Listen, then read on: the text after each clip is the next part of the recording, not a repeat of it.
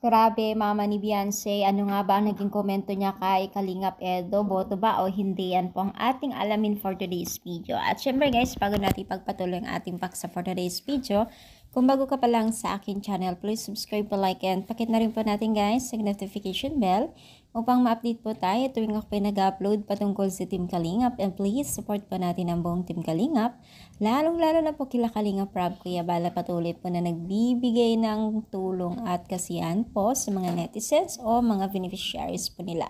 Alam niyo ba guys, na ang mama ni Beyonce ay nagsalita na rin po dahil nga po sa pagpupunta nila doon. No? So, sabi nga po ng mama ni Beyonce ay kahit sino welcome sa kanila, si Kalingap Edo pa ba. So, napakagandang pakinggan nun, no? Kasi unang-una, syempre, may mga magulang talaga na istrikto, di ba? Pero ang mama ni Beyonce ay hindi mo talaga, o wala ka talagang masabi guys, kasi marunong din po silang makisama sa mga Team Kalingap.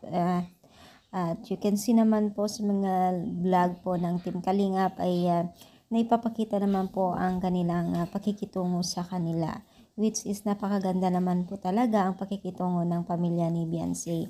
Sana nga po ay tuloy-tuloy po yung pagiging isang masayang love team ng dalawang mag-love team na si Kalingap Edo at Kalingap si Beyonce. Kasi unang-una guys, diba, alam naman natin na may pinagdaanan din po si Kalingap Edo na hindi maganda sa pagiging isang love team niya, no? So, sana nga hindi magbago itong si Beyonce at ang kanyang pamilya.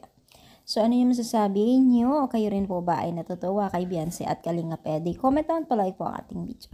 Sa inyo, thank you so much guys. More power guys. And God bless po guys.